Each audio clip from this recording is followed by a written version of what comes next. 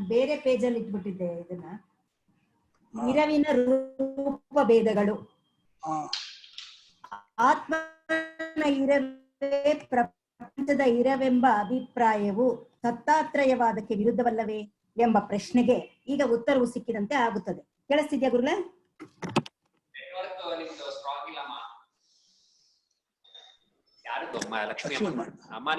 ಕೇಳಿಸ್ತಿಲ್ವಾ? ತುಂಬಾ ಬ್ರೇಕ್ ಆಗ್ತಾ ಇದೆ.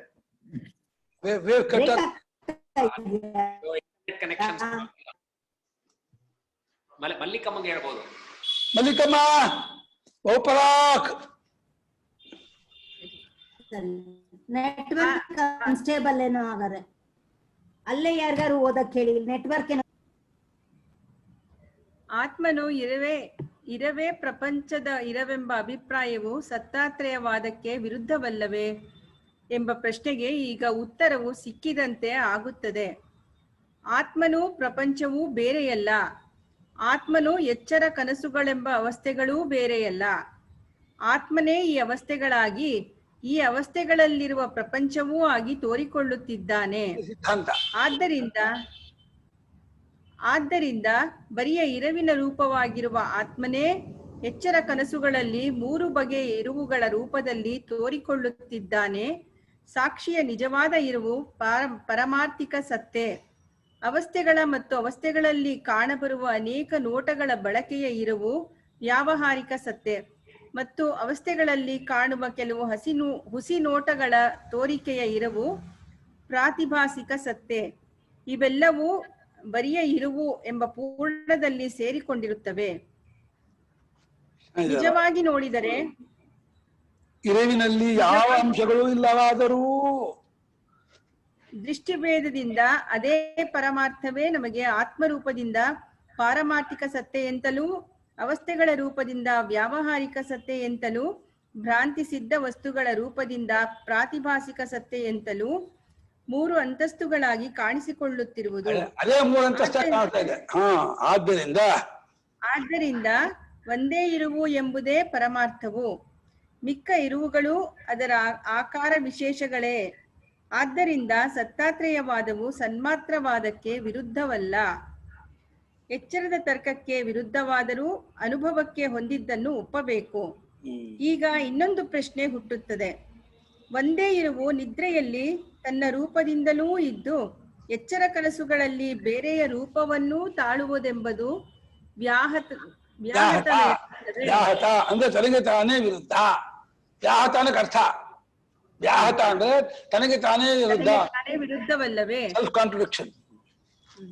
ನಿದ್ರೆಯಲ್ಲಿರುವುದೆಂದು ನಾವು ಈವರೆಗೆ ನಿಶ್ಚಯಿಸಿರುವ ಬರಿಯ ಇರವಿನ ರೂಪಕ್ಕೂ ಎಚ್ಚರ ಕನಸುಗಳ ರೂಪಕ್ಕೂ ಎಷ್ಟೊಂದು ಹೆಚ್ಚು ಕಡಿಮೆ ಇದೆಯಲ್ಲ.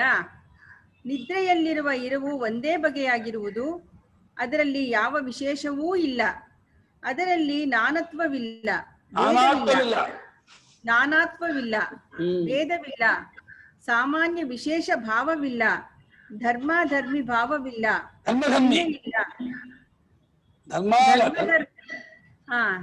ಧರ್ಮಧರ್ಮಿ ಭಾವವಿಲ್ಲ, ಕ್ರಿಯೆಯಿಲ್ಲ, ವಿಷಯಿ ಭಾವವಿಲ್ಲ, ಎಚ್ಚರದ ಭಾವವಿಲ್ಲ. ಎಚ್ಚರದ ಪ್ರಪಂಚದಲ್ಲಿ ನೋಡಿದರೆ ಇದೆಲ್ಲವೂ ಇದೆ. ಅದು ವಿಚಿತ್ರತರವಾಗಿ ಕಾಣಿಸಿಕೊಳ್ಳುತ್ತಾ ಎಡೆಬಿಡದೆ ಮಾರ್ಪಾಡುತ್ತಾ ಹೊಸ ಹೊಸ ವೇಷಗಳನ್ನು ತಳೆಯುತ್ತಾ ಕಾರ್ಯಕರಣ ಭಾವವನ್ನು ತೋರ್ಪಡಿಸಿಕೊಂಡು ಹುಟ್ಟು ಹೊಂದುಗಳುಳ್ಳ ತೋರಿಕೆಗಳ ರಂಗಭೂಮಿಯಾಗಿರುತ್ತದೆ.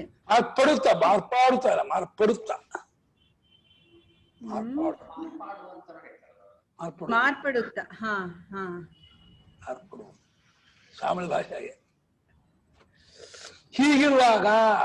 ಹೀಗಿರುವಾಗ ಅದೇ ಪರಮಾರ್ಥವು ತನ್ನಲ್ಲಿ ಯಾವ ವಿಶೇಷವೂ ಇಲ್ಲದೆಯೂ ಬಗೆ ಬಗೆಯ ವಿಶೇಷಗಳುಳ್ಳದ್ದಾಗಿಯೂ ಇರಬಹುದೆಂದು ಹೇಗೆ ನಂಬುವುದು? ಇದು ಯುಕ್ತಿ ವಿರುದ್ಧವಲ್ಲವೇ? ಹೌದು, ಯುಕ್ತಿ ಅನುಭವ ನೋಡಿ. ಈ ಬಗೆಯ ವಿಚಾರ ಸರಣಿಯು ಅವಸ್ಥಾತ್ರಯ ದೃಷ್ಟಿಯ ಹೆಗ್ಗುರುತನ್ನು ಲಕ್ಷ್ಯದಲ್ಲಿಟ್ಟುಕೊಳ್ಳದವರಿಗೆ ಸ್ವಾಭಾವಿಕವಾಗಿರುತ್ತದೆ. ಏಕೆಂದರೆ ಪರಮಾರ್ಥವು ಪ್ರತಿಯೊಂದು ಅವಸ್ಥೆಯಲ್ಲಿಯೂ ಪೂರ್ಣವಾಗಿ ತೋರಿಕೊಂಡಿದೆ ಎಂಬುದನ್ನು ಆದ್ದರಿಂದ ಮೂರು ಅವಸ್ಥೆಗಳು ಒಂದಕ್ಕೊಂದಕ್ಕೆ ಪರಮಾರ್ಥ ದೃಷ್ಟಿಯಿಂದ ಸಮಾನವಾಗಿವೆ ಎಂಬುದನ್ನು ಮನಸ್ಸಿಗೆ ತಂದುಕೊಂಡರೆ ಸುಷುಪ್ತಿಯಲ್ಲಿರುವ ಬರೀ ಇರುವು ಎಚ್ಚರದ ಮತ್ತು ಕನಸಿನ ಇರುವೇ ಆಗಿರುತ್ತದೆ ಎಂಬ ತೀರ್ಪಿಗೆ ಯಾವ ಅಡಚಣೆಯೂ ಇರುವುದಿಲ್ಲ. ಈ ವಿಚಾರ ಕ್ರಮಕ್ಕೆ ನಾವು ಸಾಕ್ಷಿಯ ಅನುಭವವನ್ನೇ ಆಧಾರವಾಗಿಟ್ಟುಕೊಂಡಿರುತ್ತೇವೆ. ಆ ಅನುಭವಕ್ಕೆ ಬಾಧಕವಾದ ಅನುಭವವು ಮತ್ತೊಂದಿರುವುದಿಲ್ಲ. ಪೂರ್ಣಾನುಭವದ ಆಧಾರದ ಮೇಲೆ ತತ್ವ ನಿರ್ಧಾರಣೆಯ ಕಟ್ಟಡವನ್ನು ನಿಲ್ಲಿಸುವುದು ಅವಸ್ಥಾತ್ರಯ ಪ್ರಕ್ರಿಯೆಯ ಹೆಗ್ಗುರುತು. ಅವಸ್ಥಾತ್ರ ಪ್ರಕ್ರಿಯೆ ಹೆಗ್ಗುರುತದು. ಪೂರ್ಣಾನುಭವದ ಕಟ್ಟಡದ ಮೇಲೆ, ಅನುಭವದ ಆಧಾರದ ತತ್ವ ನಿರ್ಧಾರಣೆಯ ಕಟ್ಟಡವನ್ನು ನಿಲ್ಲಿಸುವುದು. ಅಬ್ಬಾ, ವಾಕ್ಯ ನೋಡಿ. ಒಂದೇ ತತ್ವವು ನಿರ್ವಿಕಾರವಾಗಿಯೂ ಇರುತ್ತದೆ, ಸವಿಕಾರವಾಗಿಯೂ ಇರುತ್ತದೆ ಎಂಬುದು ವ್ಯಾಹತವೆನ್ನುವುದು ಎಚ್ಚರದ ದೃಷ್ಟಿಯಿಂದ ನಾವು ಏರ್ಪಡಿಸಿಕೊಂಡಿರುವ ತರ್ಕವು. ಆದರೆ ಅನುಭವದ ಕಣ್ಣಿನಿಂದ ನೋಡಿದರೆ ತನಿನಿದ್ರೆಯಲ್ಲಿ ಯಾವ ವಿಶೇಷವೂ ಇಲ್ಲದೆ ಇದ್ದ ಬರೀ ಇರುವು ಎಚ್ಚರದಲ್ಲಿ ಸವಿಶೇಷವಾಗಿಯೂ ಸವಿಕಾರವಾಗಿಯೂ ಆಗುವುದು ಕಂಡು ಬರುತ್ತದೆ. ಮೇಲೆ ಅನುಭವ ವಿರುದ್ಧ ಆಗಲ್ವಲ್ಲ ಅಂತ ತರ್ಕ ಮಾಡಬಾರ್ದು. ಆದ್ದರಿಂದ ಅನುಭವ ವಿರುದ್ಧವಾಗಿ ತರ್ಕವನ್ನು ಮಾಡುವುದನ್ನು ಬಿಟ್ಟು ಅನುಭವವನ್ನೇ ಒಪ್ಪಿಕೊಳ್ಳಬೇಕು. ಇದನ್ನು ಬಿಟ್ಟು ಅನುಭವಕ್ಕಿಂತಲೂ ತರ್ಕಕ್ಕೆ ಹೆಚ್ಚು ಬೆಲೆಯನ್ನು ಕಟ್ಟುವುದಾದರೆ ಎದುರಿಗೆ ಕುಳಿತಿರುವ ಮನುಷ್ಯನನ್ನು ಕಂಡ ಮೇಲೂ ಈತನು ಇಲ್ಲಿ ಕೂತಿಲ್ಲ, ಏಕೆಂದರೆ ಇವನು ಮನುಷ್ಯನಾಗಿರುತ್ತಾನೆ, ಮಿಕ್ಕವರು ಮನುಷ್ಯರಾದವರು ಯಾರೂ ಇಲ್ಲಿ ಕೂತಿಲ್ಲವೆಂಬುದು ಸ್ಪಷ್ಟವಾಗಿದೆ, ಈತನು ಮನುಷ್ಯನಾಗಿರುವುದರಿಂದ ಇವನು ಇಲ್ಲಿ ಕೂತಿರುವನೆಂದು ಹೇಳುವುದು ಹೇಗೆ ಎಂದು ತರ್ಕ ಮಾಡಬಹುದಾಗುತ್ತದೆ. ಇಂಥ ತರ್ಕವು ಸರಿಯೆಂದು ನಾವು ಯಾರೂ ಒಪ್ಪುವುದಿಲ್ಲ. ಆದ್ದರಿಂದ ಅನುಭವಕ್ಕೆ ಹೊಂದದ ತರ್ಕವನ್ನು ತಳ್ಳಿ ಹಾಕಬೇಕೇ ಹೊರತು ತರ್ಕ ವಿರುದ್ಧವೆಂದು ಅನುಭವವನ್ನು ತಳ್ಳಿ ಹಾಕತಕ್ಕದ್ದಲ್ಲ. ಆದ ಕಾರಣ ಮೇಲೆ ಹೇಳಿದ ತರ್ಕವು ಎಚ್ಚರಕ್ಕೆ ಮಾತ್ರ ಹೊಂದತಕ್ಕದ್ದೆಂದು ಇಟ್ಟುಕೊಳ್ಳಬೇಕು. ಏಕೆಂದರೆ ಎಚ್ಚರದಲ್ಲಿ ಒಂದೇ ವಸ್ತು ಸವಿಕಾರವೂ ನಿರ್ವಿಕಾರವೂ ಆಗಿರುವುದು ನಮಗೆ ಕಂಡು ಬಂದಿಲ್ಲ. ಇದರಂತೆ ಯಾವ ವಸ್ತುವು ತಾನು ಇದ್ದಂತೆಯೇ ಇದ್ದು ಮತ್ತೆ ಬೇರೆಯ ವಸ್ತುಗಳಾಗಿ ಪರಿಣಮಿಸುವುದೂ ಬಂದಿರುವುದಿಲ್ಲ. ಮಣ್ಣು ಮಡಿಕೆಯಾಗುವಾಗಲೂ ಬೀಜವು ಮರವಾಗುವಾಗಲೂ ಅದರಲ್ಲಿ ಎಷ್ಟೋ ಅವಯವಗಳ ಮಾರ್ಪಾಡು ಆಗಬೇಕಾಗಿರುತ್ತದೆ. ಇದು ಎಚ್ಚರದಲ್ಲಿರುವ ವಸ್ತುಗಳಿಗೆ ಹೊಂದುವ ಒಂದಾನೊಂದು ನಿಯಮವಾಗಿರುತ್ತದೆ. ತನಿನಿದ್ರೆಯಲ್ಲಿ ಬರಿಯ ಇರವಿನ ರೂಪವಾಗಿರುವ ಆತ್ಮನು ತಾನು ಇದ್ದಂತೆಯೇ ಇದ್ದುಕೊಂಡು ಎಚ್ಚರದಲ್ಲಿಯೂ ಕನಸಿನಲ್ಲಿಯೂ ಬಗೆ ಬಗೆಯ ನೋಟಗಳಿಂದ ಕೂಡಿದ ಪ್ರಪಂಚವಾಗಿಯೂ ತೋರಿಕೊಳ್ಳುವುದು ನಮ್ಮ ಅನುಭವದಲ್ಲಿರುವುದರಿಂದ ವಸ್ತುವು ಇದ್ದಂತೆಯೇ ಇದ್ದು ಮಾರ್ಪಾಡಲಾರದೆಂಬ ತರ್ಕವನ್ನು ಬರೀ ಇರವಿನ ರೂಪವಾದ ಆತ್ಮನಿಗೆ ಹೊಂದಿಸಬಾರದು. ನಿರ್ವಿಶೇಷವಾದ ಒಂದೇ ಇರುವು ಅನೇಕವಾದದ್ದು, ಧರ್ಮಾಧರ್ಮ ಭಾವವನ್ನು ತಳೆದದ್ದು, ಭೇದ ಸಹಿತವಾದದ್ದು, ವಿಜ್ಞಾನವಾಗಿಯೂ ಜಡವಸ್ತುಗಳಾಗಿಯೂ ಮಾರ್ಪಟ್ಟಿದ್ದು, ಇದೆಲ್ಲವನ್ನೂ ಹೀಗೆಯೇ ಒಗ್ಗಿಸಿಕೊಳ್ಳಬೇಕು. ಏಕೆಂದರೆ ಇದೆಲ್ಲವೂ ಅನುಭವದಲ್ಲಿ ಕಂಡು ಬಂದದ್ದಾಗಿರುತ್ತದೆ. ಆದ್ದರಿಂದ ತರ್ಕವನ್ನು ಅನುಭವಕ್ಕೆ ಹೊಂದಿಸಿಕೊಳ್ಳಬೇಕೇ ಹೊರತು ತರ್ಕಬಲದಿಂದ ಅನುಭವವನ್ನು ತಳ್ಳಿ ಹಾಕುವುದಕ್ಕೆ ಯತ್ನಿಸಬಾರದು.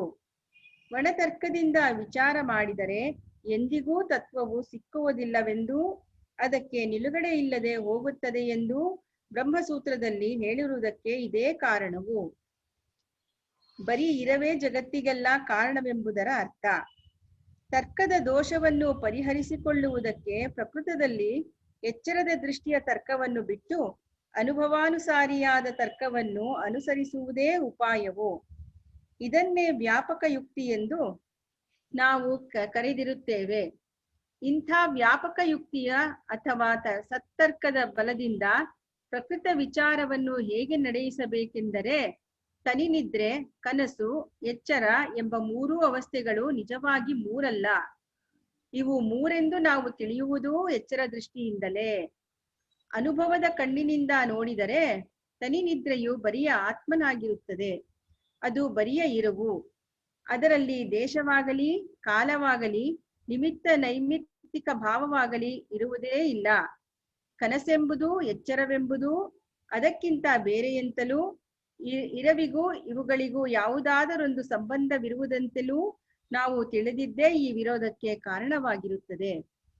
ನಮ್ಮ ಎಚ್ಚರದಲ್ಲಿರುವ ಬುದ್ಧಿಗೆ ಸಂಬಂಧ ಜ್ಞಾನವಿಲ್ಲದೆ ಯಾವುದನ್ನೂ ತಿಳಿಯುವುದಕ್ಕೆ ಬರುವುದಿಲ್ಲ. ಅದಕ್ಕೆ ಕಾಲ, ದೇಶ, ಕಾರ್ಯಕಾರಣ ಮುಂತಾದ ಭಾವನೆಗಳು ಸಹಜವಾಗಿರುತ್ತವೆ. ಅದು ಕಾಲ, ದೇಶ, ವಸ್ತು ಪರಿಚ್ಛಿನ್ನವಾದ ಅಂದರೆ ಅಳತೆಯ ಪದಾರ್ಥಗಳನ್ನು ಮಾತ್ರ ತಿಳಿಯಬಲ್ಲದು.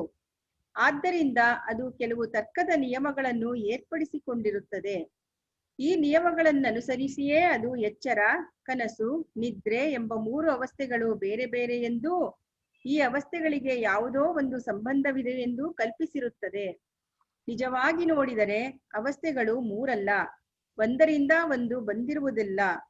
ಇವುಗಳಿಗೆ ಒಂದಕ್ಕೊಂದಕ್ಕೆ ಸಂಬಂಧವಿದೆ ಎಂಬುದೂ ಸರಿಯಲ್ಲ. ಪರಮಾರ್ಥವು ಪರಮಾರ್ಥವಾಗಿಯೇ ಇರುತ್ತದೆ. ಆದರೂ ಅವಸ್ಥೆಗಳು 3 ಎಂದು ಬುದ್ಧಿಯು ಹೇಳುತ್ತಿರುವುದರಿಂದ ಅನುಭವಾನುಸಾರಿಯಾದ ವ್ಯಾಪಕ ಯುಕ್ತಿಯನ್ನು ಉಪಯೋಗಿಸಿ ಅವಸ್ಥೆಗಳು ಅದಕ್ಕಿಂತ ಬೇರೆಯಾಗಿ ಇಲ್ಲವೇ ಇಲ್ಲವೆಂದೂ ನಿಶ್ಚಯಿಸಬೇಕು. ಅವಸ್ಥೆಗಳು ಬರೀ ಇರುವಿನ ಪರಿಣಾಮವಲ್ಲ. ಬೀಜವು ಮರವಾಗಿ ಬೆಳೆಯುವಂತೆ ಇರವು ಬೆಳೆದುಕೊಂಡು ಅವಸ್ಥೆಗಳಾಗಿಲ್ಲ. ಪರಿಣಾಮಕ್ಕೆ ದೇಶಕಾಲ ನಿಮಿತ್ತಗಳ ಸಹಕಾರವು ಅವಶ್ಯವಾಗಿರುತ್ತದೆ. ದೇಶಕಾಲ ನಿಮಿತ್ತಗಳೇನೂ ಪರಿಣಾಮವಾಗುವುದಿಲ್ಲ. ಅವು ವಸ್ತುವಿನ ಪರಿಣಾಮಕ್ಕೆ ಬೇಕಾದ ಉಪಾಧಿಗಳು. ಆದರೆ ನಾವು ಸಾಮಾನ್ಯವಾಗಿ ಸುಷುಪ್ತಿ ಎಂದು ಕರೆಯುವ ಬರೀ ಇರುವಿನ ರೂಪನಾದ ಆತ್ಮನಲ್ಲಿ ಯಾವ ದೇಶವಾಗಲಿ ಕಾಲವಾಗಲಿ ನಿಮಿತ್ತವಾಗಲಿ ಇರುವುದಿಲ್ಲ. ಆತ್ಮನು ದೇಶಕಾಲ ನಿಮಿತ್ತಗಳಿಗೂ ತಿರುಳಾಗಿರುತ್ತಾನೆ. ಬರಿಯ ಇರವೇ ದೇಶಕಾಲ ನಿಮಿತ್ತಗಳಾಗಿ ತೋರಿಕೊಳ್ಳುತ್ತಿದೆ. ಆದ್ದರಿಂದ ದೇಶಕಾಲ ನಿಮಿತ್ತಗಳ ಬಯಕೆ ಇಲ್ಲದೆ ಆಗುವ ಈ ಕಾರ್ಯವು ಲೋಕಸಿದ್ಧವಾದ ಪರಿಣಾಮವಲ್ಲ. ಬೀಜವು ಮರವಾಗಿ ಪರಿಣಮಿಸುವಾಗ ತಾನು ಒಡೆದುಕೊಂಡು ತನ್ನ ರೂಪವನ್ನು ಪೂರ್ತಿಯಾಗಿ ಮರೆಯಿಸಿಕೊಂಡು ಮರವಾಗುತ್ತದೆ. ಆದರೆ ಬರಿಯ ಇರುವು ಎಚ್ಚರವಾಗಿ ಅಥವಾ ಕನಸಾಗಿ ಮಾರ್ಪಡುವಾಗ ಹೀಗೆ ತನ್ನ ರೂಪವನ್ನೇನೂ ಮರೆಯಿಸಿಕೊಳ್ಳುವುದಿಲ್ಲ. ಅದು ಎಚ್ಚರ ಕನಸುಗಳಲ್ಲಿಯೂ ಹಾಗೆಯೇ ಇದ್ದುಕೊಂಡಿರುತ್ತದೆ. ಆದ್ದರಿಂದಲೂ ಈ ಕಾರ್ಯವು ಲೋಕಸಿದ್ಧವಾದ ಪರಿಣಾಮವಲ್ಲ. ಅಂತೂ ಬರೀ ಇರುವು ಎಚ್ಚರ ಕನಸುಗಳಾಗುವುದೆಂದು ನಾವು ಹೇಳುವಾಗ ಲೋಕದಲ್ಲಿ ಜನರು ಆಡಿಕೊಳ್ಳುವ ಕಾರ್ಯಕಾರಣ ಸಂಬಂಧವು ಇವೆರಡಕ್ಕೂ ಇಲ್ಲವೆಂದು ಏರ್ಪಡುತ್ತದೆ. ಇರವು ಕಾರಣವೆಂದೂ ಈ 2 ಅವಸ್ಥೆಗಳು ಕಾರ್ಯವೆಂದೂ ನಾವು ಹೇಳುವುದಾದರೆ ಕಾರ್ಯ ಕಾರಣ ಎಂಬ ಮಾತುಗಳಿಗೆ ಹೊಸದಾಗಿಯೇ ಬೇರೊಂದು ಭಾಷಿಕಾರ್ಥವನ್ನು ಕಲ್ಪಿಸಿಕೊಳ್ಳಬೇಕಾಗುತ್ತದೆ.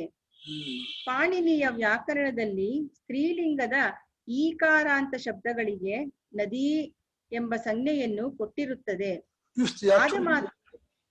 ಆದ ಮಾತ್ರಕ್ಕೆ ಈ ಶಬ್ದಗಳಲ್ಲಿ ನೀರಿದೆ ಎಂದೇನೂ ನಾವು ತಿಳಿಯುವುದಿಲ್ಲವಷ್ಟೇ. ಅದರಂತೆಯೇ ಬರೀ ಇರುವು ಪ್ರಪಂಚಕ್ಕೆ ಕಾರಣವೆಂಬ ಮಾತನ್ನು ಪಾರಿಭಾಷಿಕವಾಗಿ ತಿಳಿಯಬೇಕು. ಬರೀ ಇರುವು ಪ್ರಪಂಚವಾಗಿ ಮಾರ್ಪಟ್ಟಿರುವುದಿಲ್ಲ, ಪ್ರಪಂಚವಾಗಿ ತೋರುತ್ತದೆ. ಪ್ರಪಂಚದಲ್ಲಿ ಕಾಣುವ ವಿಶೇಷಗಳು ಇವುಗಳಲ್ಲಿ ಭೇದ, ಧರ್ಮಧರ್ಮಿಭಾವ, ಕ್ರಿಯಾಕ್ರಿಯಾವಂತ ಸಂಬಂಧಗಳು, ನಿಜ ಸುಳ್ಳೆಂಬ ವಿವೇಕ ಯಾವುದೂ ಬರೀ ಇರುವಿನ ಕಾರ್ಯವಲ್ಲ. ಇದೆಲ್ಲವೂ ಬರಿಯ ಇರವೇ.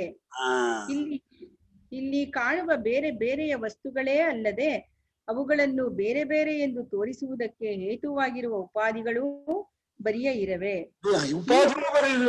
ಬೇರೆ ಬೇರೆ ಇಂದ್ರಿಯಗಳು ಮನಸ್ಸು ಬರೀ ಇರುವೆ, ಇರುವಿಂತ ಬೇರೆ ಏನು ಇಲ್ವೇ ಇಲ್ಲ ಇಲ್ಲಿ. ಹೀಗೆ ತಾನು ಇದ್ದಂತೆಯೇ ಇದ್ದು ಬೇರೆಯಾಗಿ ಕಾಣುವುದನ್ನು ವಿವರ್ತ ಎನ್ನುತ್ತಾರೆ.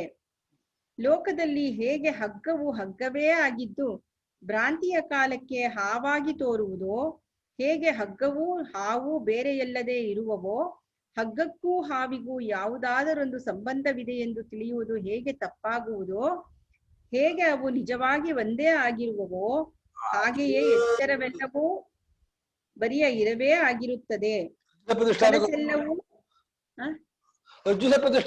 ಪ್ರಪಂಚಕ್ಕೂ ಆತ್ಮನಿಗೂ ಮಾಂಡುಕ್ಯ. ಕನಸೆಲ್ಲವೂ ಬರಿಯ ಇರವೇ ಆಗಿರುತ್ತದೆ. ಹೀಗೆ ಇರವಿನ ವಿವರ್ತವೇ ಎಚ್ಚರ ಕನಸುಗಳೆಂದೂ ತಿಳಿದುಕೊಂಡರೆ ನಿದ್ರೆ, ಎಚ್ಚರ, ಕನಸು ಇವು ಮೂರೂ ಬರೀ ಇರುವಿನ ರೂಪಗಳೇ ಎಂಬ ಮಾತಿನ ಸ್ವಾರಸ್ಯವನ್ನು ಕಂಡುಕೊಂಡಂತೆ ಆಗುತ್ತದೆ. ಇದನ್ನು ನೆನಪಿನಲ್ಲಿಟ್ಟುಕೊಂಡಿದ್ದರೆ ಉಪನಿಷತ್ತಿನಲ್ಲಿ ಹೇಳಿರುವ ಕಾರ್ಯಕಾರಣ ಭಾವದ ಆಳವನ್ನು ಸರಿಯಾಗಿ ತಿಳಿದುಕೊಂಡಂತೆ ಆಗುತ್ತದೆ. ಒಂದು ಮಣ್ಣಿನ ಮುದ್ದೆಯನ್ನು ಅರಿತುಕೊಂಡರೆ ಹೇಗೆ ಮಣ್ಣಿನಿಂದ ಆದದ್ದೆಲ್ಲವನ್ನೂ ಅರಿತಂತೆ ಆಗುವುದೋ, ಹೇಗೆ ವಿಕಾರವೆಂಬುದು ಬರಿಯ ಹೆಸರೇ ಆಗಿ ಬರಿಯ ಮಾತಿಗೆ ವಿಷಯವಾಗಿರುವುದೇ ಹೊರತು ನಿಜವಾಗಿ ವಸ್ತುವಾಗಿಲ್ಲವೋ, ಹೇಗೆ ಅಲ್ಲಿ ಮಣ್ಣೆಂಬುದೊಂದೇ ಸತ್ಯವಾಗಿರುವುದೋ ಅದರಂತೆ ಆ ಉಪದೇಶಗಮ್ಯವಾದ ಪರಮಾರ್ಥವೂ ಇರುತ್ತದೆ. ಈ ಸತ್ಯೆಂಬುದೇ ಸೂಕ್ಷ್ಮವಾದ ಜಗನ್ಮೂಲವು. ಇದೆಲ್ಲಕ್ಕೂ ಇದೇ ತಿರುಳು, ಇದೇ ಸತ್ಯವು, ಇದೇ ಆತ್ಮನು, ಅದೇ ನೀನು ಎಂಬ ವಚನಗಳಿಗೆ ಇದೇ ಅಭಿಪ್ರಾಯ.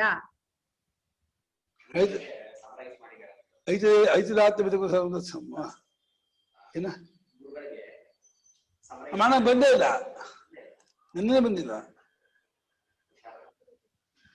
ಬರ್ತಾ ಇಲ್ಲ. ಸತ್ಯಮಿಥ್ಯಾ ವಿಭಾಗ. ಸನ್ಮಾತ್ರವಾದದ್ದಲ್ಲಿ ವಿಭಾಗದ ವಿಷಯಕ್ಕೆ ಆಕ್ಷೇಪ ಮಾಲಿಕೆ. ಈಗ ಒಂದು ದೊಡ್ಡ ಪ್ರಶ್ನೆಯು ಎದ್ದುಕೊಳ್ಳುತ್ತದೆ. ಶುದ್ಧ ಸತ್ಯೆಯು ಒಂದೇ ಆದರೆ ಅದರಲ್ಲಿ ಸತ್ಯ ಮಿಥ್ಯೆ ಎಂಬ ವಿಭಾಗವಾದದ್ದು ಹೇಗೆ? ಸತ್ಯ ಮಿಥ್ಯವೆಂಬ ವಿಂಗಡವೇ ಇಲ್ಲ ಎನ್ನುವುದಾದರೆ ವೇದಾಂತವು ಪರಮಾರ್ಥವನ್ನು ಗೊತ್ತುಪಡಿಸುವ ಶಾಸ್ತ್ರವೆಂದು ನೀವು ಹೇಳಿದ್ದಾದರೂ ಹೇಗೆ ಸರಿಯಾದೀತು? ಯಾವ ತತ್ವಶಾಸ್ತ್ರಕ್ಕಾದರೂ ವಿಷಯವು ಎಲ್ಲಿಂದ ಬರಬೇಕು? ಸಾಕ್ಷಿ ಅವಸ್ಥೆ ಎಂಬ ವಿಭಾಗವನ್ನು ಇಟ್ಟುಕೊಂಡಲ್ಲದೆ ನಿಮ್ಮ ಈ ವೇದಾಂತ ವಿಚಾರವೇ ನಡೆಯುವಂತಿಲ್ಲವಷ್ಟೇ. ಮೊದಲನೇದಾಗಿ ಈ ವಿಭಾಗವು ಹೇಗೆ ಏರ್ಪಟ್ಟಿತು? ಇದಕ್ಕೆ ನಿಮ್ಮಲ್ಲಿ ಉತ್ತರವಿಲ್ಲ.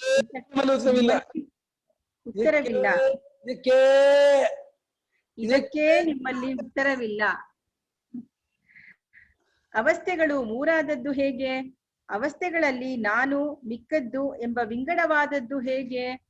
ನನ್ನ ಹೊರಗೆ ಕಾಣುವ ಪ್ರಪಂಚವು ದ್ರವ್ಯ, ಗುಣ, ಕರ್ಮ ಎಂದು ವಿಂಗಡಿಸಿಕೊಂಡು ಸಾಮಾನ್ಯ ವಿಶೇಷ ಭಾವದಿಂದ ತೋರಿಕೊಳ್ಳುತ್ತಾ ಬಗೆ ಬಗೆಯ ಸಂಬಂಧಗಳಿಂದ ಕೂಡಿಕೊಂಡಿರುವಂತೆ ಕಾಣುವುದಲ್ಲ. ಇಷ್ಟೆಲ್ಲ ದ್ವೈತಕ್ಕೂ ಭೇದಕ್ಕೂ ಏನು ಕಾರಣ? ಇವುಗಳಲ್ಲಿ ಎಲ್ಲಿ ನೋಡಿದರೂ ಇದು ಸತ್ಯ, ಇದು ಮಿಥ್ಯೆ ಎಂದು ಬೇರೆ ಬೇರೆಯಾಗಿಯೇ ವ್ಯವಹಾರವಿರುವುದಲ್ಲ. ಇದೇಕೆ? ಎಲ್ಲಕ್ಕೂ ಮಿಗಿಲಾಗಿ ಎಚ್ಚರವು ಸತ್ಯವೆಂದು ಕನಸು ಮಿಥ್ಯೆ ಎಂದು ಲೋಕದಲ್ಲಿ ಎಲ್ಲರೂ ಬಗೆಯುತ್ತಿರುವರಲ್ಲ.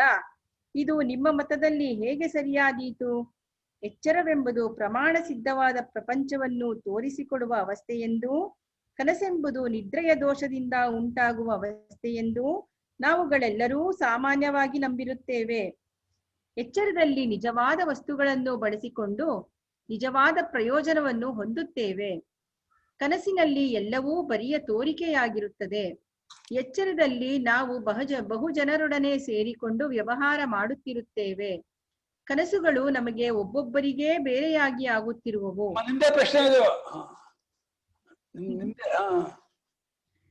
ಎಚ್ಚರದಲ್ಲಿ ಕಾಣುವ ಪ್ರಪಂಚವು ಎಚ್ಚರದಲ್ಲಿ ಕಾಣುವ ಪ್ರಪಂಚವು ಅಂದಿಗೂ ಇಂದಿಗೂ ಎಂದೆಂದಿಗೂ ಒಂದೇ ಆಗಿರುತ್ತದೆ. ಆದರೆ ಕನಸುಗಳು ದಿನಕ್ಕೊಂದು ಬಗೆಯಾಗಿರುತ್ತವೆ. ಇಷ್ಟೇ ಅಲ್ಲ, ಒಂದೇ ರಾತ್ರಿಯಲ್ಲಿ ಎಷ್ಟೋ ಕನಸುಗಳಾಗಬಹುದು. ಬಹುದು ಕನಸಿನಿಂದ ಎಚ್ಚೆತ್ತ ಮೇಲೆ ಇದೆಲ್ಲ ಕನಸು, ಬರಿಯ ತೋರಿಕೆ ಎಂದು ಗೊತ್ತಾಗಿ ಬಿಡುತ್ತದೆ. ಆದರೆ ಎಚ್ಚರವು ಸುಳ್ಳು ತೋರಿಕೆ ಎಂದು ಎಂದೂ ನಮಗೆ ಗೊತ್ತಾಗುವುದಿಲ್ಲ. ಇದನ್ನೆಲ್ಲ ನೋಡಿದರೆ ಎಚ್ಚರದ ಇರವಿಗಿಂತ ಕನಸಿನ ಇರುವು ಕಡಿಮೆಯದೆಂದೇ ಹೇಳಬೇಕಾಗುತ್ತದೆ. ಅಥವಾ ಕನಸು ಬರಿಯ ತೋರಿಕೆಯೇ ಹೊರತು ಅದೇನೂ ಇರವಲ್ಲವೆಂದು ಹೇಳಿದರೂ ಸರಿಯಾಗುತ್ತದೆ. ಬರಿಯ ಇರುವು ಒಂದೇ ಪರಮಾರ್ಥವು ಅದಕ್ಕಿಂತ ಬೇರೆ ಇರವೇ ಇಲ್ಲ ಎಂಬ ಮತಕ್ಕೆ ಇದೆಲ್ಲವೂ ವಿರುದ್ಧವಾಗಿಲ್ಲವೇ? ಅನುಭವದಲ್ಲಿ ಭೇದವನ್ನು, ಸತ್ಯ ಮಿಥ್ಯಾ ವಿಭಾಗವನ್ನು ಕಂಡುಕೊಂಡು ಅದನ್ನು ಅಲ್ಲಗೆಳೆಯುವುದು ಹೇಗೆ ಯುಕ್ತಿಯುಕ್ತವಾದೀತು?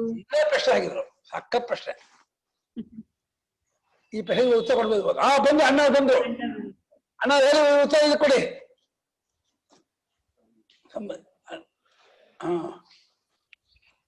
ಸಮರೈಸ್ ಮಾಡ್ರಿ. ಅಲ್ಲ, ನಾನು ಈಗ ಕೇಳ್ತಾ ಇರೋದು ಸಂಪ್ರದಾಯ ಎಷ್ಟನೇ ಪೇಜು?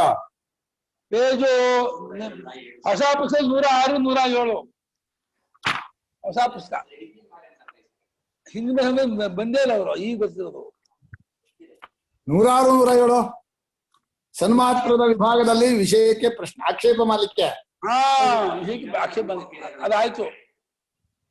ಬರಿಯ ಇರುವಿನಲ್ಲಿ ತೋರುವ ವಿಭಾಗಕ್ಕೂ ಭೇದಕ್ಕೂ ಎಚ್ಚರ ದೃಷ್ಟಿಯ ಹೊಣೆ. ಅಲ್ಲ, ಹಿಂದಿಂದು ಬರೀ ಇರೋದೇ ಜಗತ್ತಿಗೆಲ್ಲ ಕಾರಣ ಎಂಬುದು ಅರ್ಥ ಅಂತ ಒಂದು ತಗೊಂಡಿದ್ದಾರೆ. ಹಿಂದಿಂದು ಪೇಜ್ 101 ಇರವಿನ ರೂಪ ಭೇದಗಳು, ಅದನ್ನ ಸಮರೈಸ್ ಮಾಡಿ ಹೇಳಿ. ಸಮರೈಸ್ ಮಾಡ್ಬೇಕಂತ ಅದನ್ನ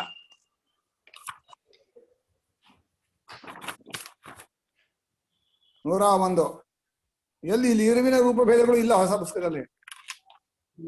ಇದುವರೆಗೆ ಇರುವಿನ ವಿಚಾರದ ಸಂಗ್ರಹ ಇದೆ. ಅಲ್ಲ, ಇದು ಬರೀ ಇರುವೆ ಜಗತ್ತಿಗೆಲ್ಲ ಕಾರಣ ಎಂಬುದರ ಅರ್ಥ ಮುಂದಿಂದು. ಅಲ್ಲ, ನೀವು ಚಾಪ್ಟರ್ ಹೇಳಿ. ಚಾಪ್ಟರ್ 66. ಸಿಕ್ತು. ಅದರಲ್ಲೇ ಆ ಪ್ಯಾರ ತರ್ಕದ ದೋಷ ಬರೆಯುವುದಕ್ಕೆ ಪಕ್ಕದಲ್ಲಿ ಎಚ್ಚರ ದೃಷ್ಟಿಯಿಂದ ದೊಡ್ಡ ಪ್ಯಾರ ಅದು ಇದು ಮಾಡ್ಬೇಕಂತೆ, ಸಮರೈಸ್ ಮಾಡ್ಬೇಕಂತೆ. ಓದ್ಕೊಳ್ಳೋದೇ ಮಾಡಕ್ಕಾಗಲ್ಲ, ಓದಿದ್ರೆ ಸಮರೈಸ್ ಮಾಡ್ಬೇಕು ಅಂದ್ರೆ ಅದು ಏನ್ ವಿಷಯ ಅಂತ ಒಂದ್ಸಲ ಮನಸ್ಸಿಗೆ ಬರಬೇಕು. ಮುಂದಕ್ಕೆ ಹೋದ್ರೆ ನಾನು ಆಮೇಲೆ ಹೇಳ್ತೇನೆ ನಾನು. ಆಯ್ತು. ಬರಿಯ ಇರುವಿನಲ್ಲಿರುವ ಮೋದಿಮ್ಮ, ಬರಿಯ ಇರುವಿನಲ್ಲಿ ತೋರುವ ವಿಭಾಗಕ್ಕೂ 68 ವೇದಕ್ಕೂ ಎಚ್ಚರದ ದೃಷ್ಟಿಯೇ ಹೊಣೆ. ಅದು ಓದಿ. ಮೇಲೆ ಕೊಟ್ಟಿರುವ ಆಕ್ಷೇಪಗಳ ಮಾಲೆಯು ನಾವು ಈ ಮೊದಲೇ ಹೇಳಿರುವ ಅನುಭವದ ಹೆಗ್ಗುರುತನ್ನು ಲಕ್ಷ್ಯಕ್ಕೆ ತಾರದೇ ಇದ್ದುದರಿಂದ ಪರಿಹಾರವೇ ಇಲ್ಲದ್ದಾಗಿ ಕಂಡುಬರುತ್ತದೆ. ಏಕೆಂದರೆ ಶುದ್ಧ ಸತ್ಯವು ಒಂದೇ, ಆದರೆ ಅದರಲ್ಲಿ ಸತ್ಯ ಮಿಥ್ಯ ಎಂಬ ವಿಭಾಗವಾದದ್ದು ಹೇಗೆ ಎಂಬ ಪ್ರಶ್ನೆಯಲ್ಲಿ ಶುದ್ಧ ಸತ್ಯವು 1, ಸತ್ಯ ಮಿಥ್ಯಗಳು 2 ಎಂಬ ವಿಂಗಡವನ್ನು ಮಾಡಿಕೊಂಡಿರುತ್ತದೆ. ಆದರೆ ಶುದ್ಧ ಸತ್ಯವು ಒಂದೆಂದು ಯಾರು ಹೇಳಿದರು? ದೇಶವನ್ನೂ ಕಾಲವನ್ನೂ ನಿಮಿತ್ತವನ್ನೂ ಮೀರಿರುವ ಬರಿಯ ಇರುವು ಒಂದೆಂದಾಗಲಿ ಅನೇಕವೆಂದಾಗಲಿ ಹೇಗೆ ಆದೀತು? 1, 2 ಎಂಬ ಸಂಖ್ಯೆಯ ದೇಶದಲ್ಲಿ ಒಂದರ ಪಕ್ಕದಲ್ಲೊಂದು ಇರಬಲ್ಲ ವಸ್ತುಗಳಿಗೂ ಕಾಲದಲ್ಲಿ ಒಂದರ ಹಿಂದೊಂದು ಆಗಬಲ್ಲ ಘಟನೆಗಳಿಗೂ ಸೇರತಕ್ಕ ಧರ್ಮ ವಿಶೇಷವು. ಹೀಗಿರುವಲ್ಲಿ ಶುದ್ಧ ಸತ್ಯವು 1 ಎಂದು ಹೇಗಾದೀತು? ಉಪನಿಷತ್ತಿನಲ್ಲಿ ಎರಡನೆಯದಿಲ್ಲದ 1 ಎಂದು ಇರವನ್ನು ಕರೆದಿರುವುದುಂಟು. ಅದು ಎರಡನೆಯದಿರುವ ಒಂದಲ್ಲ ಎಂಬುದನ್ನು ತಿಳಿಸುವುದಕ್ಕಾಗಿ ಈ ಮಾತನ್ನು ಹೇಳಿರುತ್ತದೆ ಎಂಬುದನ್ನರಿಯದ ಮೂಢರು ಬರೀ ಇರುವು ಎಂಬುದೂ 1 ಎಂದು ಭ್ರಮಿಸುತ್ತಾರೆ. ಅವರು ಎಚ್ಚರದ ಬುದ್ಧಿಯ ಕಣ್ಣಿನಿಂದ ಎಲ್ಲವನ್ನೂ ನೋಡುತ್ತಿರುವುದೇ ಇದಕ್ಕೆ ಕಾರಣವಾಗಿರುತ್ತದೆ. ಹೀಗೆಯೇ ಬರಿಯ ಇರುವು ಒಂದೇ ಸತ್ಯವು ಎಂದು ವೇದಾಂತಿಗಳು ಹೇಳಿದರೆ, ಮಿಕ್ಕದ್ದು ಬೇರೆ ಇದೆಯೆಂದು, ಅದು ಮಿಥ್ಯೆ ಎಂದು ದ್ವೈತ ಬುದ್ಧಿಯ ಜನರು ಭಾವಿಸಿಕೊಳ್ಳುವರು. ಆದರೆ ನಿಜವು ಹೀಗಲ್ಲ. ಸತ್ಯ 1, ಮಿಥ್ಯೆ ಎರಡನೆಯದು. ಹೀಗೆ 2 ಪದಾರ್ಥಗಳಿಲ್ಲ. ಇದರಂತೆ ಬರಿಯ ಇರವಿನ ರೂಪನಾದ ಆತ್ಮನೇ ಅವಸ್ಥೆಗಳಿಗೆ ಸಾಕ್ಷಿಯಾಗಿರುತ್ತಾನೆ ಎಂದರೆ ಅವಸ್ಥೆಗಳು ಆತ್ಮನಿಗಿಂತ ಬೇರೆಯಾಗಿದೆ ಎಂದು, ಆತ್ಮನು ಸಾಕ್ಷಿಯಾಗಿ ಅವುಗಳನ್ನು ನೋಡುವ ಎರಡನೆಯವನೆಂದು ಜನರು ತಿಳಿದುಕೊಳ್ಳುತ್ತಾರೆ. ಇದು ಸರಿಯಲ್ಲ. ಇದೂ ಸರಿಯಲ್ಲ. ಏಕೆಂದರೆ ನಿರ್ಭಾಗವಾದ ಇರುವಿಗಿಂತ ಬೇರೆಯಾಗಿ ಸಾಕ್ಷಿಯಾಗಲಿ ಅವಸ್ಥೆಯಾಗಲಿ ಇರುವುದೇ ಇಲ್ಲ. ಸಾಕ್ಷಿ ಎಂಬುದು ಒಂದಲ್ಲ, ಅವಸ್ಥೆಯು ಸಾಕ್ಷಿಗೆ ಎರಡನೆಯದೂ ಅಲ್ಲ. ಒಂದು ಮಾವಿನಕಾಯಿಗೆ ಇನ್ನೊಂದು ಮಾವಿನಕಾಯಿಯನ್ನು ಸೇರಿಸಿದರೆ ಎರಡಾಗುವಂತೆ ಸಾಕ್ಷಿಯ ಪಕ್ಕದಲ್ಲಿ ಅವಸ್ಥೆಯು ಕುಳಿತುಕೊಂಡು ಎರಡನೆಯದಾಗುವುದಿಲ್ಲ. ಸಾಕ್ಷಿಯೂ ಅವಸ್ಥೆಯೂ ಒಂದೇ ಜಾತಿಗೆ ಸೇರತಕ್ಕವೂ ಅಲ್ಲ. ಸಾಕ್ಷಿಯು ಬರಿಯ ಇರವೇ ಆಗಿರುತ್ತದೆ. ಅದರಲ್ಲಿ ಇರವಿಗಿಂತ ಬೇರೆಯಾದ ಸಾಕ್ಷಿತ್ವವೆಂಬ ಯಾವುದೊಂದು ಧರ್ಮವೂ ಸೇರಿಕೊಂಡಿರುವುದಿಲ್ಲ. ಅವಸ್ಥೆ ಎಂಬುದು ಬರಿಯ ಇರವನ್ನು ಅರಿತುಕೊಳ್ಳದೆ ಇರುವ ಬುದ್ಧಿಗೆ ತೋರುವ ನೋಟವಾಗಿರುತ್ತದೆ. ಹಗ್ಗವನ್ನರಿಯದವನಿಗೆ ಹಾವು ತೋರಿದರೆ ಆ ಹಾವು ಹೇಗೆ ಹಗ್ಗದ ಜೊತೆಗಿರುವ ಎರಡನೆಯದೆನಿಸಲಾರದೋ ಹಾಗೆಯೇ ಅವಸ್ಥೆ ಎಂಬುದು ಆತ್ಮನಿಗೆ ಎರಡನೆಯದಾಗಲಾರದು. ಹಗ್ಗದ ಹಾವು ನಿಜವಾಗಿ ಹಗ್ಗವೇ ಆಗಿರುವಂತೆಯೂ ಆ ಹಾವಿನಲ್ಲಿ ಭ್ರಾಂತಿಯಿಂದ ಕಾಣುವ ಬಾಲ, ಹೆಡೆ, ಮುಂತಾದ ಭಾಗಗಳು ಯಾವುವೂ ನಿಜವಾಗಿ ಹಗ್ಗಕ್ಕಿಂತ ಬೇರೆಯಾಗಿ ಇಲ್ಲವೇ ಇಲ್ಲವಾಗಿರುವಂತೆಯೂ ಬರಿಯ ಇರವಿನ ರೂಪವಾಗಿರುವ ಪರಮಾರ್ಥವನ್ನೇ ನಾವು ಅವಸ್ಥೆಯೆಂದೂ, ಅವಸ್ಥೆಯಲ್ಲಿ ತೋರುವ ಪ್ರಪಂಚವೆಂದೂ, ಅದರಲ್ಲಿರುವ ಶಬ್ದ ಪ್ರತ್ಯಯ ಅವುಗಳ ವಿಷಯವಾಗಿರುವ ದ್ರವ್ಯ ಗುಣ ಕರ್ಮ ಮುಂತಾದವುಗಳು ಎಂಬ ವಿಭಾಗದ ದೃಶ್ಯರಾಶಿಯೆಂದೂ ಬಗೆ ಬಗೆಯಾಗಿ ವಿಕಲ್ಪಿಸುತ್ತಿರುವೆವು. ಒಂದು ಮಣ್ಣನ್ನೇ ಮಣ್ಣು ಮುದ್ದೆ, ಗಡಿಗೆ, ಮಡಕೆ, ಕುಡಿಕೆ ಎಂದು ಮುಂತಾಗಿ ಹೇಗೆ ನಾವು ವಿಕಲ್ಪಿಸಿಕೊಂಡು ವ್ಯವಹಾರ ಮಾಡುತ್ತಿರುವೆವೋ, ಸರಿಯಾಗಿ ನೋಡಿದರೆ ಹೇಗೆ ಅದೆಲ್ಲವೂ ಮಣ್ಣೇ ಆಗಿರುವುದೋ ಅದರಂತೆಯೇ ಇಲ್ಲಿಯೂ ತಿಳಿಯಬೇಕು. ಚೆನ್ನಾಗಿ ವಿಚಾರ ಮಾಡಿ ನೋಡಿದವರಿಗೆ ಹೇಗೆ ಹಾವೆಂಬ ಹೆಸರು ತಿಳುವಳಿಕೆಯೂ ಹೋಗಿ ಇದು ಹಗ್ಗವೇ ಎಂದು ನಿಶ್ಚಿತವಾದ ಅರಿವು ಉಂಟಾಗುವುದೋ, ಹಾಗೆಯೇ ಇಲ್ಲಿಯೂ ಶುದ್ಧ ಸತ್ಯೆಯೇ ಬಗೆ ಬಗೆಯ ಹೆಸರುಗಳ ಮತ್ತು ತಿಳುವಳಿಕೆಗಳ ವಿಷಯವಾದ ಅನಾತ್ಮವಾಗಿ ತೋರುತ್ತಿರುವುದೆಂದು ತಿಳಿಯಬೇಕು. ಅವಸ್ಥೆಯನ್ನು ನೋಡುವಾಗ ಬುದ್ಧಿಗೆ ಆತ್ಮನ ಅರಿವು ಇರುವುದಿಲ್ಲ. ಆತ್ಮನ ಅರಿವು ಆದಾಗ ಅವಸ್ಥೆಯ ಅರಿವು ಇರುವುದಿಲ್ಲ. ಇಷ್ಟೇ ಅಲ್ಲ, ಬುದ್ಧಿಯು ತಾನು ಕೂಡ ಬುದ್ಧಿಯ ರೂಪದಿಂದ ಉಳಿದಿರುವುದಿಲ್ಲ. ಆತ್ಮ ಗೊತ್ತಾಗ ಬುದ್ಧಿ ಬಾಹಿರವಾಗ್ಬಿಡುತ್ತೆ. ಆಗ ಅದು ನಿಜವಾಗಿ ಆತ್ಮನೇ ಆಗಿಬಿಟ್ಟಿರುತ್ತದೆ. ಇದು ಹೇಗೆಂಬುದನ್ನು ಮುಂದೆ ಅರಿವಿನ ವಿಚಾರದಲ್ಲಿ ತಿಳಿಯಪಡಿಸುವೆವು. ಅದಂತಿರಲಿ, ಬುದ್ಧಿಯು ಆತ್ಮನನ್ನೂ ಅವಸ್ಥೆಯನ್ನು ಎರಡಾಗಿ ಎಂದಿಗೂ ತಾನು ಕಾಣಲೇ ಇಲ್ಲ. ಆದರೂ ಸಾಕ್ಷಿ ಅವಸ್ಥೆ ಎಂಬ ಎರಡು ಮಾತುಗಳಿಂದ ವಾಚ್ಯವಾದ ಎರಡು ಬೇರೆ ಬೇರೆ ವಸ್ತುಗಳಿವೆಯೆಂದೇ ಅದು ಭಾವಿಸುತ್ತಿರುತ್ತದೆ. ಆದ್ದರಿಂದಲೇ ಸಾಕ್ಷಿ ಅವಸ್ಥೆ ಎಂಬ ಎರಡು ಭಾಗವು ಹೇಗೆ ಆಯಿತು ಎಂದು ಕೇಳುತ್ತದೆ. ಅನುಭವದ ಕಣ್ಣಿನಿಂದ ನೋಡಿದರೆ ಸಾಕ್ಷಿಗೆ ತೋರುವ ಅವಸ್ಥೆ ಎಂಬುದು ಕನ್ನಡಿಯಲ್ಲಿ ತೋರುವ ಮುಖದ ಪ್ರತಿಬಿಂಬದಂತೆ ಇರುತ್ತದೆ. ಅದು ನಿಜವಾಗಿ ಸಾಕ್ಷಿಯ ತಿರುಳಾದ ಬರಿಯ ಇರವೇ ಹೊರತು ಬೇರೆಯಾಗಿ ಇರುವುದಿಲ್ಲ. ಪ್ರತಿಬಿಂಬಕ್ಕೆ ಕನ್ನಡಿ ಎಂಬ ಒಂದು ನಿಜವಾದ ಆಧಾರವಿರಬೇಕು. ಮುಖವು ಅದಕ್ಕಿಂತ ಬೇರೆಯಾಗಿ ಅದರ ಮುಂದೆ ಇರಬೇಕು ಎಂಬ ನಿಯಮವಾದರೂ ಇದೆ. ಆದರೆ ಹೀಗೆ ಆತ್ಮನು ಏತರ ಎದುರಿಗೂ ಇರುವುದಿಲ್ಲ. ದೇಶಕಾಲಾತೀತನಾದ ಅವನು ಕಾರ್ಯಕರಣ ಭಾವಕ್ಕೊಳಪಡುವವನೇ ಅಲ್ಲ. ಕಾರ್ಯಕಾರಣ ಭಾವಕ್ಕೊಳಪಡುವವನೇ ಅಲ್ಲ. ಆದ್ದರಿಂದ ಅವನು ಅವಸ್ಥೆಯ ರೂಪವಾಗಿ ಹೇಗೋ ಮಾರ್ಪಟ್ಟಿರುವನೆಂದು ಹೇಳುವುದಕ್ಕೆ ಬರುವುದಿಲ್ಲ. ಆತ್ಮನು ಬರಿಯ ಇರವೇ ಆಗಿರುತ್ತಾನೆ, ಅವಸ್ಥೆಗಳಿಲ್ಲವೇ ಇಲ್ಲ. ಆತ್ಮ ಅವಸ್ಥೆ ಎಂಬ ಎರಡು ಮಾತುಗಳನ್ನು ಉಪಯೋಗಿಸುವುದರಿಂದಲೂ ಆತ್ಮನು ನಿಜವಾದ ಇರವೆಂದೇ ಅವಸ್ಥೆಗಳು ನಿಜವಾಗಿಲ್ಲವೆಂದು ಹೇಳುತ್ತಿರುವುದರಿಂದಲೂ ಆತ್ಮಾವಸ್ಥೆಗಳೆಂಬ ದ್ವೈತವು ಏರ್ಪಟ್ಟೇ ತೀರುವುದೆಂದು ಹಠ ಹಿಡಿಯುವುದು ಅವಿವೇಕವು. ಏಕೆಂದರೆ ಶಬ್ದಾರ್ಥ ವ್ಯವಹಾರ ಮಾತ್ರದಿಂದ ಯಾವ ವಸ್ತುವೂ ಸಿದ್ಧವಾಗಲಾರದು. ಅವಸ್ಥೆಗಳು ಮೂರೆಂಬುದು ಹೀಗೆಯೇ. ಮಕ್ಕಳಿಗೆ ದಾದಿಯು ಕಲ್ಪಿಸಿ ಹೇಳುವ ಕಥೆಯಲ್ಲಿ ಒಬ್ಬ ಅರಸನಿಗೆ 3 ಮಕ್ಕಳು, ಅವರಲ್ಲಿ 2 ಹುಟ್ಟಲೇ ಇಲ್ಲ, ಮತ್ತೊಬ್ಬನು ಗರ್ಭವನ್ನೇ ಹೊಕ್ಕದ್ದಿಲ್ಲ ಎಂದರೆ ಏನೂ ಅರಿಯದ ಬಾಲಕನು 2, 1, 3 ಆದ್ದರಿಂದ 3 ಮಕ್ಕಳಾದರು ಎಂದೆಣಿಸುವಂತೆ ಈ ಎಚ್ಚರದ ಬುದ್ಧಿಯು ಎಚ್ಚರ, ಕನಸು, ನಿದ್ರೆ ಎಂಬ 3 ಮಾತುಗಳನ್ನೂ ಎಣಿಸಿಕೊಂಡು 3 ಅವಸ್ಥೆಗಳಾದವೆಂದು ಭಾವಿಸಿಕೊಳ್ಳುವುದು. ನಿಜವಾಗಿ ನೋಡಿದರೆ ಅವಸ್ಥೆ ಎಂಬುದೇ ಬುದ್ಧಿಯ ಭ್ರಾಂತಿಯು. ಇಂಥ ಭ್ರಾಂತಿಗಳು ಒಂದೇ ಕಾಲದಲ್ಲಿ ಒಂದೇ ಆಶ್ರಯದಲ್ಲಿ ಒಂದೇ ವಸ್ತುವಿನ ವಿಷಯಕ್ಕೆ 3 ಇರುವಂತೆ ಭಾವಿಸುವ ಬುದ್ಧಿಯ ದಡ್ಡತನಕ್ಕೆ ಏನನ್ನಬೇಕು. ಆದರೆ ಬುದ್ಧಿಯನ್ನು ಈ ವಿಷಯದಲ್ಲಿ ಹಳೆಯುವುದರಿಂದ ಏನೂ ಪ್ರಯೋಜನವಿಲ್ಲ. ಏಕೆಂದರೆ ಅದಕ್ಕೆ ತಾನೊಂದೇ ಇರುವುದಕ್ಕೆ ಸಾಧ್ಯವೇ ಇಲ್ಲ. ಅದಕ್ಕೆ ವಿಷಯವಾಗಿ ಏನಾದರೊಂದು ಇರಲೇಬೇಕು. ಆ ವಿಷಯವು ಭೇದ ಸಹಿತವಾಗಿರಲೇಬೇಕು. ಹೀಗೆ ಅರಿಯುವುದೇ ಅದರ ಸ್ವಭಾವ ನಿಯಮವು. ಹೀಗೆಯೇ ಅವಸ್ಥೆಗಳಲ್ಲಿ ನಾನು, ಮಿಕ್ಕದ್ದು ಎಂಬ ವಿಭಾಗ, ದ್ರವ್ಯ ಗುಣ ಕರ್ಮ ವಿಭಾಗ, ಎಚ್ಚರ ಕನಸುಗಳ ವಿಭಾಗ ಇವೆಲ್ಲವನ್ನೂ ಊಹಿಸಬೇಕು. ನಿಜವಾಗಿರುವ ಸಾಕ್ಷಿಯ ಅನುಭವದಿಂದ ನೋಡಿದರೆ ಎಲ್ಲಿಯೂ ಯಾವ ವಿಭಾಗವೂ ಇರುವುದಿಲ್ಲ, ಯಾವ ದ್ವೈತವೂ ಇರುವುದಿಲ್ಲ.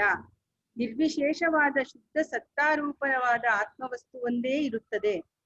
ಆದರೂ ಬುದ್ಧಿಯು ಕಣ್ಣಿನಿಂದ ನೋಡಿದಾಗ ಅದೆಲ್ಲವೂ ವಿಭಕ್ತವಾಗಿಯೂ ನಾನಾ ರೂಪವಾಗಿಯೂ ಕಾಣಿಸುತ್ತದೆ.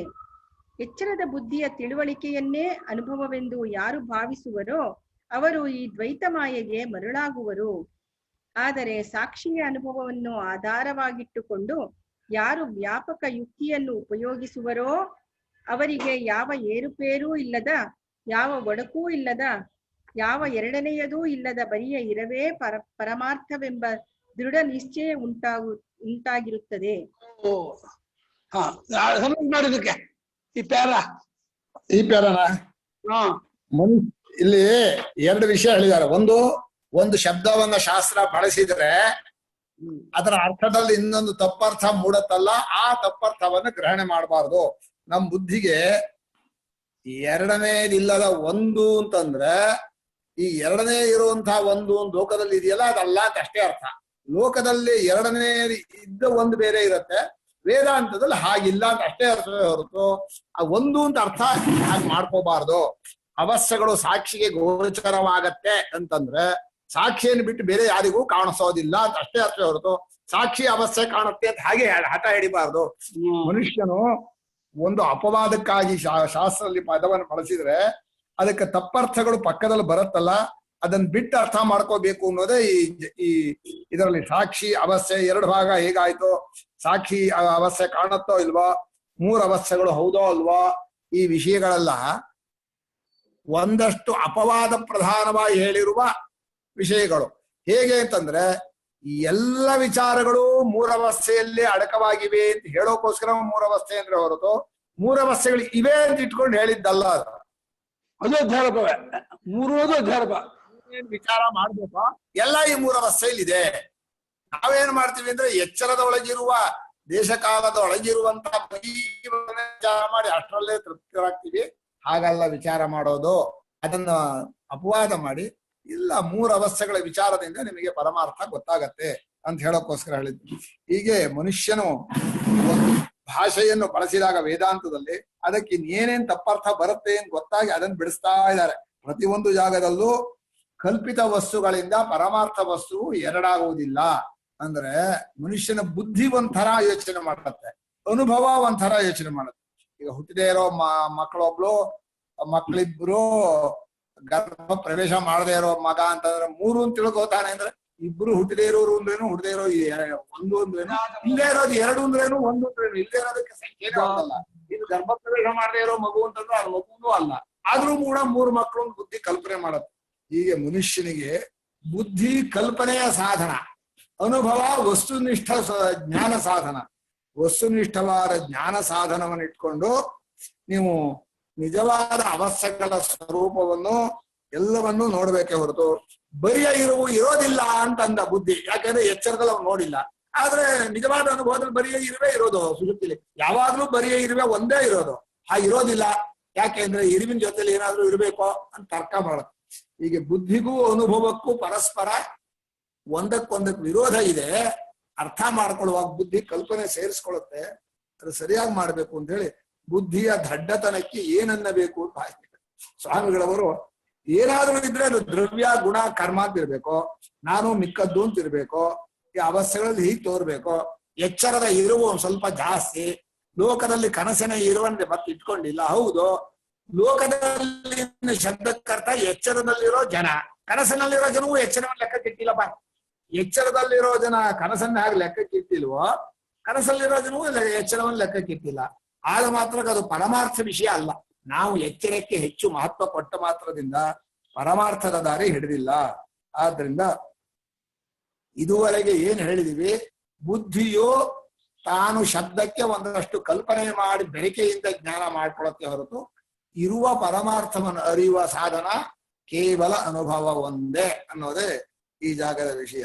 ನಾಳೆ ಬುದ್ಧಿಗೆ ತೀರ್ಮಾನ ಕೊಡೋಕ್ ಆಗೋಲ್ಲ ಅನ್ನೋದನ್ನ ಎಚ್ಚರದ ಒಳಗಿನ ಪ್ರಪಂಚದ ಒಂದೊಂದು ಭಾಗವನ್ನು ವಿಮರ್ಶೆ ಮಾಡಿ ಯಾವ ತೀರ್ಮಾನವೂ ನಮ್ಮ ಬುದ್ಧಿಯಲ್ಲಿ ಸಿಗಲ್ಲ. ಆದ್ರಿಂದ ವಿಚಾರ ಮಾಡ್ಬೇಕಾಗಿಲ್ಲ ಅಂತ ಅಷ್ಟೇ ಅರ್ಥ ಹೊರತು ವಿಚಾರ ತೀರ್ಮಾನ ಕಾಣಕ್ಕಾಗಲ್ಲ ಅಂದ್ರೆ ಮತ್ತೇನ್ ತೀರ್ಮಾನ ಅಂದ್ರೆ ಅಷ್ಟೇ ಅನುಭವದಿಂದ ಕಂಡಾಗ ಎಲ್ಲವೂ ಸಾಕ್ಷಿಯ ಅರಿವೆ, ಪರಮಾತ್ಮನಿಗಿಂತ ಬೇರೆ ಏನೂ ಇಲ್ಲ, ಅಷ್ಟೇ ತೀರ್ಮಾನ. ನಮ್ಮ ತೀರ್ಮಾನ ಏನು ಅಂದ್ರೆ ಇದಕ್ಕೆ ಉತ್ತರ ಹೇಳಿ ಅಂದ್ರೆ ಅದಕ್ಕೆ ಉತ್ತರ ಹೇಳಕ್ ಆಗಲ್ಲ. ಯಾವತ್ತೂ ಈ ತೋರಿಕೆಯ ವಿಷಯದಲ್ಲಿ ನಿರ್ಣಯ ಕೊಡೋದು ಕಷ್ಟ. ನಾಳೆ ವಿಷಯ ತುಂಬಾ ಚೆನ್ನಾಗಿದೆ, ನಾಳೆ ನೋಡೋಣ. ಬುದ್ಧಿಗೂ ಬುದ್ಧಿಯು ಇರುವುದೆಂದು ಏನು ನಿರ್ಣಯ ಮಾಡಲಾರದು. ನಿಂಬೆ ಹಣ್ಣಿನ ದೃಷ್ಟಾಂತ ನಾಳೆನೆ ಬರೋದು.